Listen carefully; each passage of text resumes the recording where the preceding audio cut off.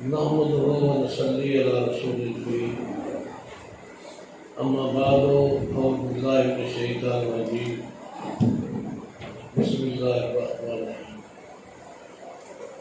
إنا آتيناك الكوثر فصل لربك وانحر إنا شانئك هو الأبتر صدق الله العظيم ان اللہ وملائکتہ یصلون علی النبی یا ایھا الذین آمنوا صلوا علیہ وسلموا تسلیما الصلاۃ والسلام علیک یا سیدی یا رسول اللہ وعلی آلک وصحبہ یا سیدی یا تمام تر حمد و ثنا اس پاک ذات کے لیے ہے جو خالق کائنات بھی ہے، مالک کائنات بھی ہے، رازق کائنات بھی ہے، معبود کائنات بھی ہے، مسجود کائنات بھی ہے۔ تمام تر کبریائی اس پاک ذات کے لیے ہے جو کن فیکون کی صفت کاملہ والا ہے، جس کے قبضہ قدرت میں کائنات کی ہر چیز ہے، جس کے حکم کے بغیر کائنات کی کوئی چیز نہ حرکت کر سکتی ہے نہ وجود میں کام کر سکتی ہے۔ تمام تر تعریفیں اس پاک ذات کے لیے ہے جو اپنے پیارے حبیب حضرت محمد مصطفیٰ صلی اللہ علیہ وسلم کو اس دنیا میں رحمت اللہ علیہ بنا کر آئے۔ نفس نے شاہ فرمایا کہ اللہ تعالیٰ کی کما حمد ہو تو محق ہو حمد و ثنا کرنا کسی انسان کے واسطہ وہ نہیں۔ آپ کی حمد و ثنا اس طرح ہے جس اللہ تعالیٰ نے خود ارشاد فرمایا۔ حمد و ثنا کا نذرانہ عقیدت پیش کرنے کے بعد اس پاک ذات کا گردوں کے درجے نشان ہو جو باعث تحریک کائنات ہیں، باعث تکوین کائنات ہیں، جو اللہ کے محبوب ہیں، رحمت العالمین ہیں، یتیموں، غریبوں، مسکینوں کے ملجا و ماوا ہیں اور امت کے غمخوار ہیں۔ ان کا بچپنا گزرا تو امت کے غم میں، جوانی بیتی تو امت کے غم میں، بڑھاپا گزرا تو امت کے غم میں۔ امتی کے لیے لازم ہے کہ ہم وقت آقا کی رسول کی ذات بابرکت پر درودوں کے درجے نشان کرتے ہیں۔ اللہ تعالیٰ کا شکر ہے کہ اس نے یہ مقدس مادے کو نصیب فرمایا اور اس کی فضل و برکات سے بہرہوان ہونے کی توفیق بخشی۔ قرآن پاک کی سب سے چھوٹی سورہ مبارک سورہ کوثر جو میں نے ابھی آپ کے سامنے تلاوت کی ہے، مجھے شرف نصیب ہوا ہے اور اس میں آقا کے رسول کی بہت بڑی نعت ہے۔ انا بے شک آتیناک الکوثر، بے شک ہم نے آپ کو خیر کثیر عطا فرمایا، کوثر عطا فرمایا، یعنی بہت بڑی نعت ہے۔ اس میں فصل کی بہت بڑی تعریف کی گئی ہے۔ آج اس موضوع پر میں بات کرنا چاہتا ہوں فصل لربک وانحر، یہ دو الفاظ ہیں۔ فصل لربک، آپ اپنے رب کے لیے نماز پڑھا کریں، وانحر اور قربانی کریں۔ ان دو چیزوں پر، دو موضوعات پر بات ہوگی انشاءاللہ۔ نماز کی تاکید تو قرآن پاک میں 70 مرتبہ صلاۃ کے لفظ سے آئی ہے، 700 مرتبہ اشارتاً کنایتاً آئی ہے۔ یہ کسی دن کسی موضوع پر اور اس کی دی ہوئی توفیق سے اس پر بات کریں گے۔ وانحر کے موضوع پر آج بات کریں گے انشاءاللہ۔ اللہ تعالیٰ نے حکم دار فرمایا کہ وانحر اور قربانی کیا ہے۔ قربانی کے موضوع پر تقریریں کرنا تو جلالہ بات ہے، وعظ و نصیحت اس کی دی ہوئی توفیق سے کرنا جلالہ بات ہے۔ یعنی کتنی خوش نصیبی ہے ہم لوگوں کی کہ اللہ تعالیٰ نے ہمارے لیے بہت مقدس ترین راتیں جہاں بنائی ہے۔ شب برات ہے اور شب عرفہ ہے، لیلۃ القدر ہے۔ یہ جو راتیں بنائی ہیں جو بہت قیمتی ہیں، جن کا ثواب اپنے اپنے محبوبات پر علماء حضرات نے بیان کیا ہے، کہ یہ 83 سال اور 4 ماہ سے بھی زیادہ درجہ رکھتے ہیں۔ اس رات بنو کرد کی بکریوں کی، ریوڑ کی بکریوں کے بالوں کے برابر نفس کو مرتی رکھے جاتے ہیں۔ وہاں ان راتوں میں ایسے دن بھی آئے ہیں جو بڑے بابرکت ہیں، اور ایسے نمازوں کے علاوہ، روزوں کے علاوہ ایسے عمل بھی آئے ہیں جو عبادت کے لحاظ سے بڑا درجہ رکھتے ہیں۔ قربانی ایک ایسا عمل ہے جس میں نماز نہیں ہے، روزہ نہیں ہے، ذکر نہیں ہے، اور ہے کیا؟ اللہ کی رضا حاصل کرنے کے لیے کچھ پیش کرنا ہے۔ اب وہ پیش کرنا کیا ہے؟ یہ نہیں ہے کہ اللہ کو ہمارا گوشت، قربانی کا گوشت مرغوب ہے یا خون پسند ہے، ایسے نہیں ہے۔ جو احساسات ہیں، جذبات ہیں، اللہ کے ساتھ محبت کے جو اظہار ہے، اس اظہار میں اصلیت، للہیت اور جذبہ وہ جو ہے اللہ کو مطلوب ہے کہ یہ بندہ میرے ساتھ کتنی محبت رکھتا ہے اور محبت کا اظہار کیسے کرتا ہے، چھوٹی چھوٹی چیزوں سے۔ ہر لہجہ مومن کی نئی شان، نئی جان، گفتار میں، کردار میں اللہ کی برہان، رحمت حق بہانہ می جوئے، بہار نمی طلبت۔ رب کی رحمت تو بہانے تلاش کرتی ہے، اسے زیادتی کا وہاں کوئی حساب نہیں۔ بہرحال قربانی ایک ایسی چیز ہے جس میں اللہ تعالیٰ نے اپنے خلیل حضرت ابراہیم علیہ السلام سے جو چیزوں کا مطالبہ کیا، آزمائش میں ڈالا اور انہوں نے پورا کیا۔ اب ہم سے تو وہ چیز نہیں ہے، لیکن کتنا بڑا احسان ہے، کتنا بڑا کرم ہے کہ آپ اللہ کے حلیل نے، حلیل علیہ السلام نے اپنی طرف سے تو بیٹے کی گردن پہ چھری چلا دی تھی، رب کی رضا حاصل کرنے کے لیے، للہیت کے لیے، اور رب نے یہ کرم کیا، حضرت ابراہیم علیہ السلام کے ماننے والوں پر اتنا کرم کیا کہ بیٹے کی جگہ دمبا رکھ دیا۔ اگر بیٹے کی جگہ دمبا نہ رکھا جاتا تو پھر حضرت ابراہیم علیہ السلام کے ماننے والوں کے لیے لازم ہوتا کہ اپنے رب کی رضا کے لیے، اپنے رب کی رضا کے لیے قربانی کرتے، بیٹوں کی کرتے، ہر سال کرتے۔ یہ رب تعالیٰ کا بہت کرم ہے۔ پیارے دوستوں، میں نے صرف ایک دو باتیں کرنی ہیں سمجھانے کے لیے۔ میرے پاس کافی چٹھی آئی ہیں، سیالکوٹ سے بھی آئی ہیں، ہمارے مدراس سے بھی آئی ہیں۔ میں کوشش کروں گا اللہ تعالیٰ کی دی توفیق سے اس کے بارے میں۔ دنیا میں بہت سے ادیان ہیں، بہت سے مذاہب ہیں، بتوں کو پوجنے والے، اپنے جھوٹے خداؤں کو پوجنے والے لوگ ہیں، اور وہ اپنے ان جھوٹے خداؤں کو، ان بتوں کو راضی رکھنے کے لیے کسی نہ کسی چیز کی بھیڑ چڑھاتے ہیں، کسی نہ کسی چیز کا نذرانہ پیش کرتے ہیں۔ لیکن اب وہ جو نذرانہ پیش کرتے ہیں، اس نذرانے کی وجہ سے اس کا اظہار کرتے ہیں کہ ہم اپنے دیوتا سے پیار کرتے ہیں۔ اب وہ نذرانہ پیش کرتے ہیں کہ وہ کسی غلام کو پیش کر دیا، کسی جانور کو ذبح کر دیا۔ لیکن اسلام ایک ایسا مذہب ہے جس کے ماننے والوں نے یہ بتایا کہ ہم اس خدا کو مانتے ہیں جس کو راضی رکھنے کے لیے، جس پر قربانی دینے کے لیے اگر نمرود کی آگ جو سینکڑوں دور تک، کئی میلوں تک جو تپش دے سکتی ہے، جلا سکتی ہے، اس میں اپنے آپ کو ڈالنے کے لیے تیار ہیں۔ بیٹے قربان کرنے کو پڑے تو بیٹوں کی قربانی کے لیے تیار ہیں۔ یہ ایک جگہ پہ نہیں، کئی جگہ پہ ایسا ہوا ہے کہ اسلام کے ماننے والے، واحد خدا کو ماننے والے ہر چیز قربان کرنے کے لیے تیار ہیں۔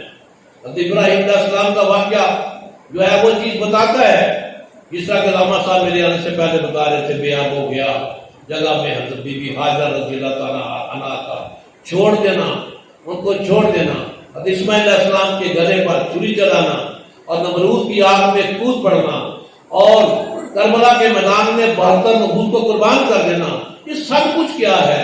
یہ اپنے رب کو راضی کرنے کے لیے ہے اور راضی کرنے کے لیے نہ صرف اپنی جان تیار ہے، اپنی اولاد کی قربانی بھی تیار ہے، اپنے مال کی قربانی بھی تیار ہے۔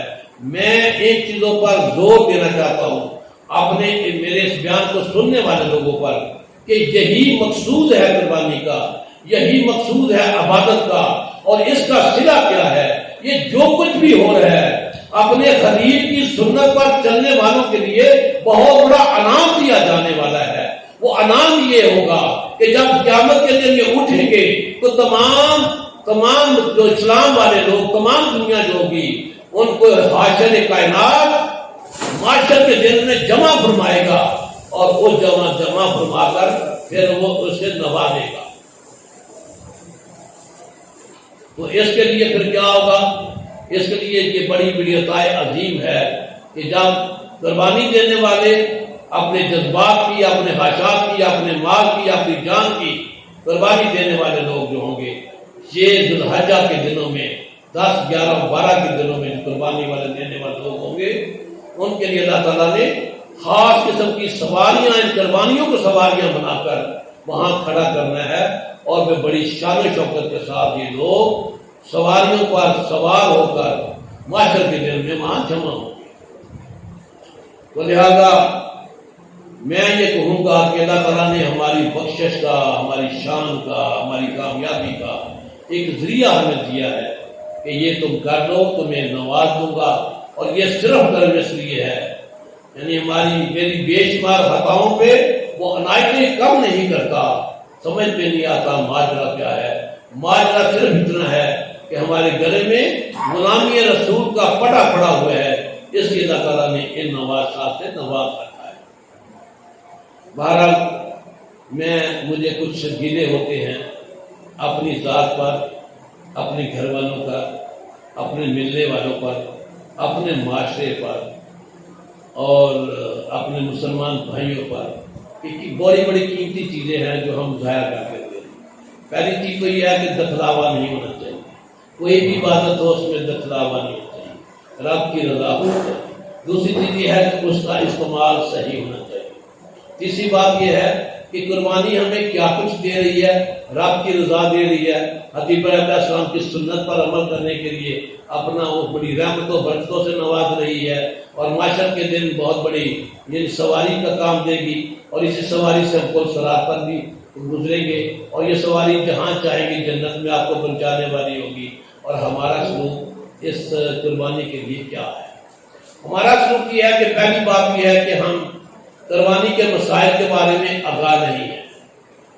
وہ میں نے چند ایک سوال دیکھے ہیں جو ان پر میں ان کا جواب دے دوں گا یہاں بات کرنے کی جائے۔ دوسری بات یہ ہے کہ ہم قربانی کو صحیح طریقے سے کرتے بھی نہیں ہیں۔ ایک ہوتا ہے تقویٰ، ایک ہوتا ہے فتویٰ۔ ہم فتوے پر بھی نہیں چلتے ہیں، تقوی پر بھی نہیں چلتے۔ تقویٰ کیا ہے، فتویٰ کیا ہے؟ پہلے قربانی کے جانور کے بارے میں آپ کو میں نے پیچھے جمعۃ المبارک میں بتایا تھا نا، اتنی بڑی فضیلت ہے قربانی کا جانور لے جانے کے لیے، گھر سے نکل کے جانا بڑی فضیلت ہے۔ گھر سے جب نکلتا ہے بندہ تو پھر اس کو ہر قدم پر اس کے گناہ 10 گناہ معاف ہوتے ہیں، 10 نیکیاں ملتی ہیں، 10 درجے بلند ہوتے ہیں۔ جا کے سودا کرتا ہے تو سودے میں جتنی باتیں ہوتی ہیں اللہ کی حمد و ثنا بیان ہوتی ہے۔ سودا کر کے گھر لے آتا ہے، قربانی کے جانور کو لٹانے میں جب لٹاتا ہے تو اس وقت کیا آتا ہے، زمین اور ساتوں آسمان میں جتنی بھی مخلوقات ہے اس کی مغفرت کی دعا کرتی ہے۔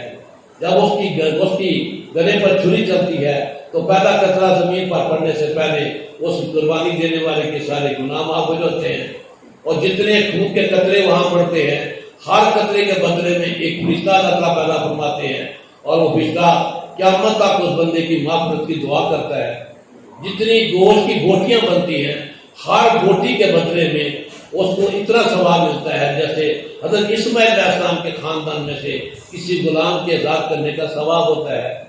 اتنی بڑی نعمتیں ہوں اور فتویٰ یہ کہے، علماء اللہ بھی میری باتوں کو سن رہے ہیں، وہ سنیں گے، پوری دنیا میں سنیں گے جو ہمارا چینل چلتا ہے، تو یہ ہے کہ جو جانور کے گلے میں رسی ہے اس رسی کے بارے میں بھی یہ حکم ہے کہ وہ رسی کسی ایک استعمال میں بندہ اپنے استعمال میں نہیں کر سکتا.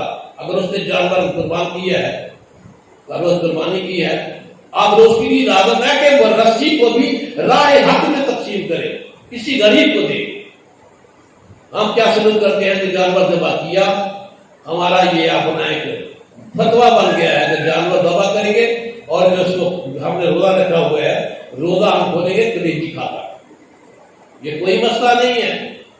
ہاں روزہ رکھنا سنت ہے، سنت خلیل اللہ علیہ السلام ہے، لیکن یہ نہیں ہے کہ جانور ذبح کیا جائے اور اس کی کلیجی بنائی جائے. نہیں، کلیجی بھی اس کا حکم اسی طرح ہے، کروڑوں کا بھی حکم اسی طرح ہے، سنی کا بھی حکم اسی طرح ہے. جس طرح گوشت کے تقسیم کرنے کا حکم ہے اور اس کے 3 حصے کیے جائیں گے، ہر گوشت کے 3 حصے کیے جائیں گے اور ایک حصہ اپنے گھر میں ہوگا، دوسرا حصہ عزیزوں کا گھر میں ہوگا، تیسرا حصہ غرباء و مساکین کے تباہ میں ہوگا. اس طرح اس کو تقسیم کرنا ہے اور تقسیم بھی اس لحاظ سے کرنا ہے کہ اس کی ڈھیریاں لگا کے نہیں کرنا. ڈھیریاں لگائیں لیکن ترازو میں رکھ کے کریں، کیونکہ یہ اس کا بدل پیسے نہیں ہے، اس کا بدل وہ گوشت کا حصہ ہی ہے. لہذا بوٹی کا بدلہ بوٹی ہوگا اور اس کو ترازو میں رکھ کے تقسیم کیا جائے. ہاں اگر اپنا حصہ غریبوں میں ڈالنا چاہتے ہیں تو ڈال دیں. یہ نہیں ہے. مجھے کسی نے سوال فون پہ بھی کیا کہ جی ہم اگر قربانی کر رہے ہیں، ہمارے چاہنے والے جو ہے وہ ران پسند کرتے ہیں، تو کیا ران کے بدلے میں ہم انہیں اور گوشت دے کر ران رکھ سکتے ہیں؟ نہیں، ایسا کوئی نہیں ہے. تو اپنے دیکھو نا رب کے رضا کے لیے جہاں جانور نے اپنی قربانی جان کی قربانی کر دی ہے، تو ارمان کی قربانی نہیں کر سکتا.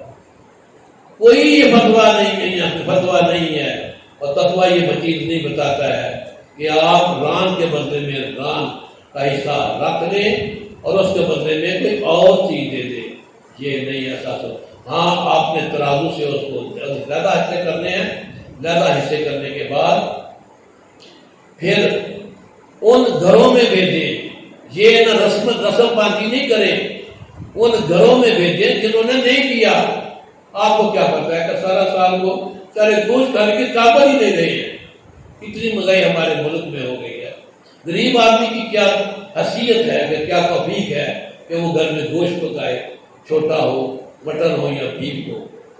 لہذا غریبوں کو گوشت دیا جائے اور ان گھروں میں گوشت نہ بھیجا جائے جن لوگوں نے گوشت کیا ہے، اور ان لوگوں سے گوشت نہ لیا جائے جو آپ کو بھیج رہے ہیں، کیونکہ آپ نے قربانی آلریڈی کی ہوئی ہے. لیکن دیکھو ہم کیا کرتے ہیں، اللہ کے نام پر قربانی کرتے ہیں اور اس کے خلیل کی سنت کے لیے کرتے ہیں اور کہتے ہیں کہ وہاں سے ران آئی ہے، وہاں ران کا گوشت دو زیادہ دینا. وہاں سے پٹھ آئی ہے، پٹھ کا گوشت دو. وہاں ہمارے چاہنے والے گردن کے گوشت کو پسند کرتے ہیں، وہاں گردن کا گوشت دیا جائے. پسند تو اپنے عزیزوں کی کر رہا ہے اور محبت کا اظہار رب سے کر رہا ہے. کیسی تیری محبت ہے؟ تیری محبت بھی جھوٹی ہے، تیری قربانی بھی جھوٹی ہے. قربانی تو تمہیں یہ ارمان کو قربان کرنا سکھا رہا ہے اور تو اپنی خواہشات کے پجاری بن کے خواہشات کو پورا کر رہا ہے. میری باتیں کچھ تلخ بھی ہیں، کچھ کڑوی بھی ہیں، لیکن یہ سنیں اور اس پر عمل کرنے کی کوشش کریں. ان گھروں میں گوشت پہنچائیں جن لوگوں نے قربانی نہیں کی ہے. ہاں اس میں اہل کتاب عیسائی لوگ جو ہیں ان پر گوشت دینا جائز نہیں ہے. جو اہل ایمان ہیں، جو اسلام والے ہیں، ان کو گھر میں گوشت دینا چاہیے، اور جنہوں نے نہیں کیا ہے ان کے گھر میں یہ بار بار میں تاکید کرتا ہوں کرنا چاہیے. بہتر طریقہ یہ ہے کہ اگر صحت ہو، بندہ موجود ہو جب قربانی کی جائے تو اس وقت قربانی کرنے کے وقت قربان ہوتے ہوئے جانور کو دیکھ کر اس وقت جہاں تکبیر قصائی نے پڑھنی ہے تو صاحب نے آپ بھی تکبیروں کو دہرائیں اور بہتر میں بات قبل بول رہا ہوں اور پھر وہ خون کو بہتے ہوئے دیکھیں، کیونکہ میرے آقا کے سر شاہ فرمایا ہے کہ جب خون بہتا ہے اس کا قطرہ زمین پر گرنے سے پہلے ساری خطائیں معاف ہو جاتی ہیں. ہر بار کے بدلے میں 10 گناہ معاف ہوتے ہیں. 10 نیکیاں ملتی ہیں، 10 درجے بلند ہوتے ہیں۔ اللہ تعالیٰ کی رحمت پکار پکار کر کہہ رہی ہے کہ میری طرف آؤ، میں تمہیں بخش دوں، کیونکہ تم میرے پیارے حبیب محمد مصطفیٰ صلی اللہ علیہ وسلم کے نام لیوا ہو۔ لہذا چند گزارشات میں نے کرنی تھی، آپ سے کر دی ہیں۔ اس دن اگر کوئی بندہ یہ طاقت رکھتا ہو روزہ رکھنے کی تو روزہ رکھ لے، روزہ رکھے جب تک، اگر اس نے اسی دن قربانی کرنی ہے تو قربانی کے وقت تک یعنی روزہ رکھ لے۔ اگر اس نے قربانی لیٹ ہونی ہے تو پھر نماز پڑھنے کے بعد وہ اپنا روزہ کھول دے۔ عید الفطر میں یہ ضروری ہوتا ہے کہ میٹھی چیز کھا کے جاؤ، اور عید الاضحیٰ میں یہ ضروری ہے کہ جس طرح میرے خلیل نے اپنے بیٹے کو ذبح کرنے کے لیے کچھ نہیں کھایا تھا، تم بھی اسی طرح جاؤ اور تم بھی کچھ نہ کھانا۔ جب حبیب کو ہم نے نواز دیا تھا، رحمت و برکتوں سے نواز دیا تھا، پھر انہوں نے کھانا کھایا تھا، اس طرح آپ لوگ بھی بعد میں کھانا کھائیں اور تسبیحیں پڑھتے جائیں، تسبیحیں پڑھتے آئیں۔ ایام تشریق میں جو 9 سے لے کر 13 ذی الحج تک ہے، وہ آپ نے جو اس کی جو تکبیریں ہیں ان تکبیروں کو ادا کرنا ہے، ان چیزوں کو ذہن میں رکھنا ہے۔ یہ بخشش کے بہانے ہیں، یہ بخشش کے ایام ہیں، بخشش کا مہینہ ہے، اور اس میں جس طرح جانور نے کس کو بھی، جانوروں کے لیے تو جنت اللہ تعالیٰ نے انسانوں کے لیے بنائی ہوئی ہے، لیکن کتنی اہمیت ہے اس جانوروں کی، فوقیت ہے ان جانوروں کی جو اللہ کی راہ میں قربان ہو رہے ہیں۔ اس کا اندازہ لگا رہے کہ اس کا اندازہ اس بات سے لگا رہے کہ آپ کے نیکیوں کے پلڑے میں یعنی صرف قربانی کا جانور ایسا ہے جس کو فوقیت حاصل ہے، یہ اس آپ کی نیکیوں کے پلڑے میں وہاں اس کا گوبر بھی پڑے گا، پیشاب بھی پڑے گا، اس کا بھی وزن نہیں شامل ہوگا۔